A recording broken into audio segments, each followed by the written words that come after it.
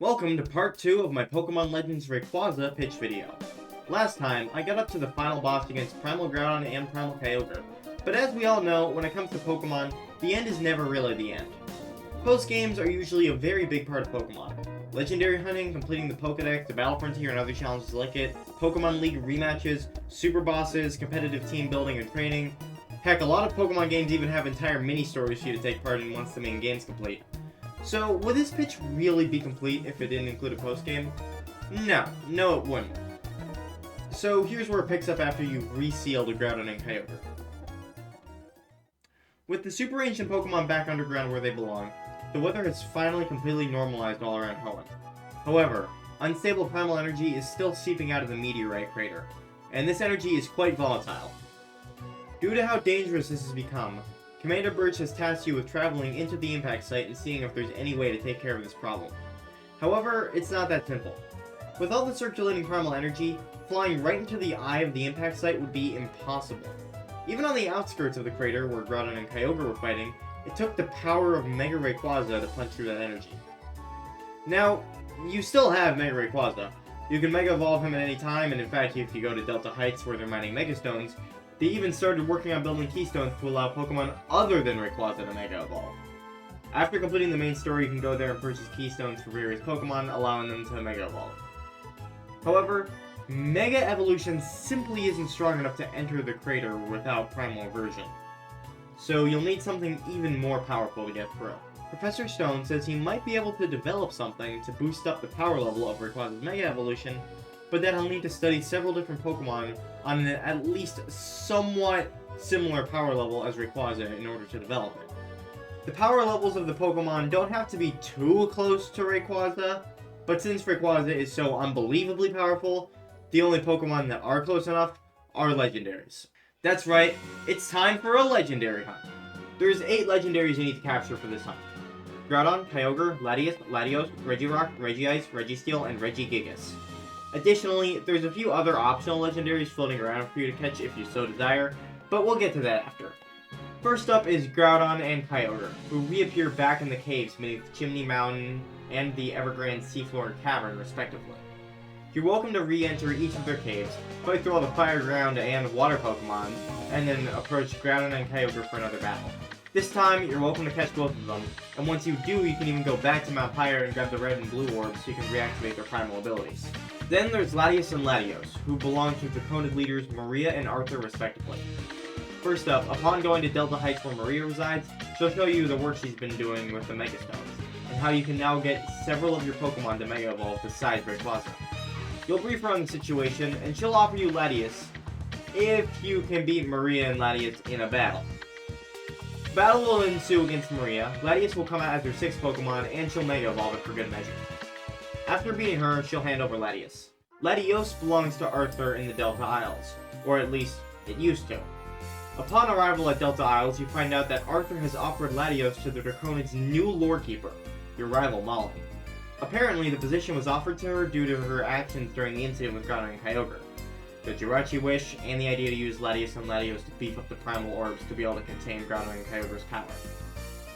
Like with Maria, Molly offers to give you Latios to be able to get into the impact site, but once again, only if you beat her in a battle. Molly doesn't have Mega Evolution like Maria did, but she does have a much more balanced team instead of all Dragon types. After beating her, she gives you Latios, and she teaches you Rayquaza, Dragon Ascent. Then there's the Regis, and for this hunt you're assisted by Commander Birch. He'll take you out to the water above where the sealed chamber is buried, and he'll tell you that there's ancient ruins underground that tell the location of the 3 ancient Regis. You dive under with Milotic, enter the sealed chamber, and check out the Braille. You have to solve a small puzzle involving the Braille, but Commander Birch will have a Braille translation key ready for you to use, and once you solve the puzzle, the 3 Regis are unlocked. After the puzzle is solved, the Natural Disaster Brigade pinpoints the 3 caves that were unlocked from the sealed chamber.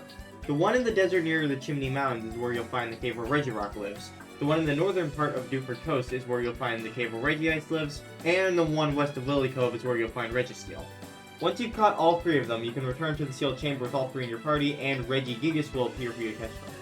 Now that you've captured all these legendary Pokemon, you can take them back to Professor Stone's laboratory, and he'll use their high power levels compared with Rayquaza's to boost the power of Rayquaza's Mega Evolution, turning him into Super Duper Mega Ultra Rayquaza.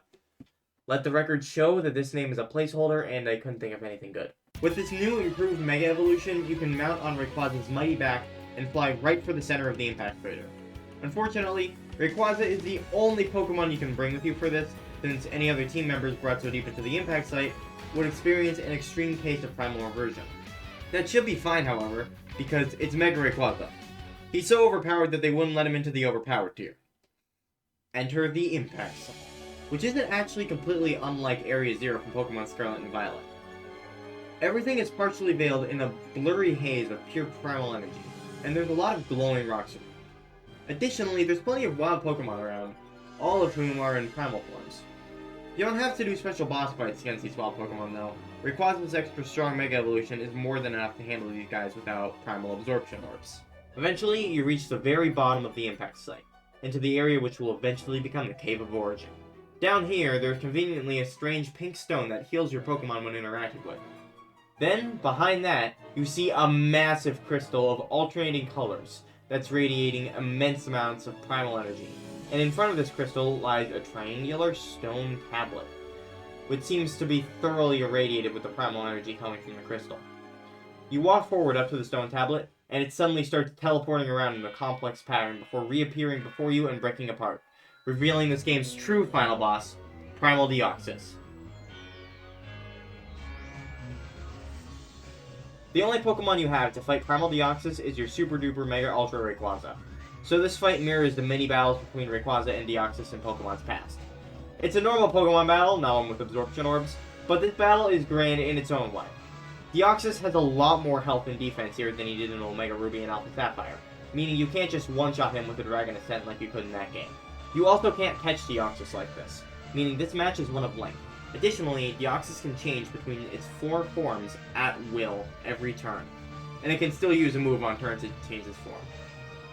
It won't be an easy fight, to say the least. Eventually, Primal Deoxys is defeated, and we see it disappear in a beam of light. When the Deoxys disappears, the crystal that was radiating primal energy starts glowing, and it begins to take a lot of the primal energy back inside. The energy radiating all around and even outside the crater starts to withdraw slowly, and it returns back inside the crystal. You return to Lily Cove and tell everyone what happened. Professor Stone theorizes that the meteor that hit exposed a large deposit filled with minerals that could absorb primal energy.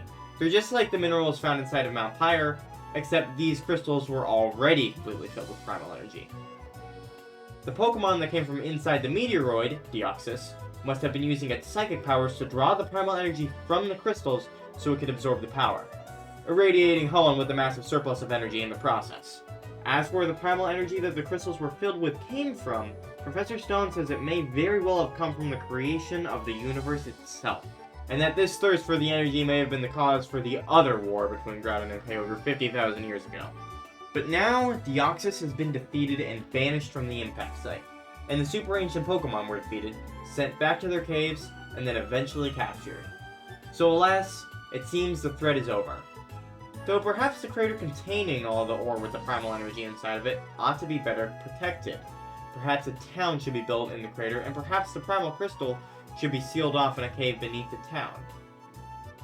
But this is an objective that the characters in the universe will have to work through over time. For now, the main post-game story is complete. Now for the extra stuff, and then the Pokedex completion. As I said, there's a few other optional legendaries for you to catch.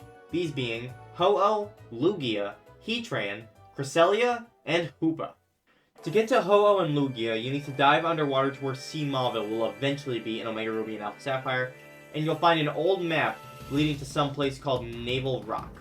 If you show the guy who runs the main boat for the Natural Disaster Brigade, he'll look at the map and take you to where it leads, to a location off the game's map. Naval Rock is a large gray rock mountain in the middle of the ocean. From there, you can take a path up to the top of the mountain, and another path down through aquatic caves beneath the mountain.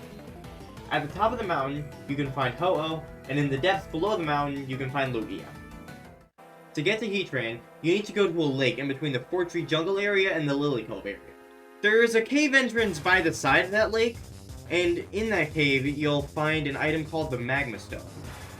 Then, you need to take that Magma Stone to the peak of Mount Chimney, up to where the massive lava crater is, not the lava crater where Groudon was. That one was underground. This one's on the peak of Mount Chimney. And when you take the Magma Stone there, Heat Train will appear in the lava and you can battle it. Getting to Cresselia is something of a game of chance. Every time you pass by the southern areas of the Delta Isles after completing the main campaign, there's a small chance that a mysterious island will appear, this being the infamous Mirage Island. On this island, you can find Cresselia. And no, this isn't anywhere near as rare as the Mirage Island in the original Gen 3.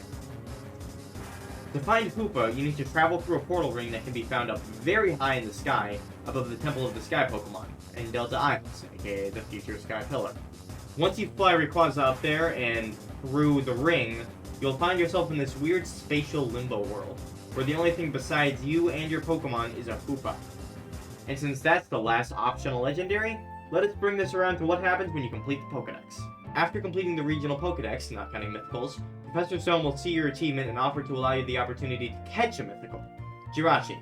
Professor Stone will give you the opportunity to battle and catch his Jirachi. After catching the Jirachi, Professor Stone will congratulate you and thank you for fulfilling his wish to Jirachi way back when that initially brought you here. But then Jirachi will make some squealing noises and try to communicate something to Professor Stone. After a bit of confusion, eventually Professor Stone understands what Jirachi's trying to tell him. Jirachi's wish that brought you here isn't completely fulfilled yet. Sure, you handled the super ancient Pokemon fighting over the primal energy and stopped Deoxys from excelling the primal power throughout Hoenn, but it seems there's one more thing for you to take care of before your purpose here is fully complete. The Jirachi points at a map of Hoenn, then points at a location off the edge of the map, implying that there's some sort of island outside the borders of Hoenn's map where you'll find your final task to complete the purpose you were brought here for. You consult with the Natural Disaster Brigade's boat crew, and they agree to take you out to this strange island that Jirachi's pointing you towards. The boat takes you out and sails to the location that Jirachi was pointing to, a place named Birth Island. There, you'll find nothing but a lone triangular stone tablet sitting in the center of the island. It's just like the one in the impact site, except it's not flowing with primal energy anymore. It seems that although you defeated it in its primal form and banished it from the impact site, Deoxys still remains here and is still a threat. For your final task here once and for all, you have to challenge it in its normal form this time, and capture it. So you take it on, and since this fight would undoubtedly be easier than the one where you battle it in its primal state, you don't have to worry too much. You can successfully capture the Deoxys on Birth Island, and travel back to Lilycove. Now the game has been 100% completed. The main campaign has been finished, the post-game mission in the impact site has been accomplished, you've captured all the legendaries and every other Pokemon in the dex, and you've now gone the mythicals as well, along with completely fulfilling Jirachi's wish. Mission complete! Thank you guys for watching. I hope you enjoyed my revisit to the Hoenn region, and I think we can all hope that when Game Freak does make a new Pokemon Legends game, hopefully one based on Hoenn, that'll be as good as we all want it to be. See ya!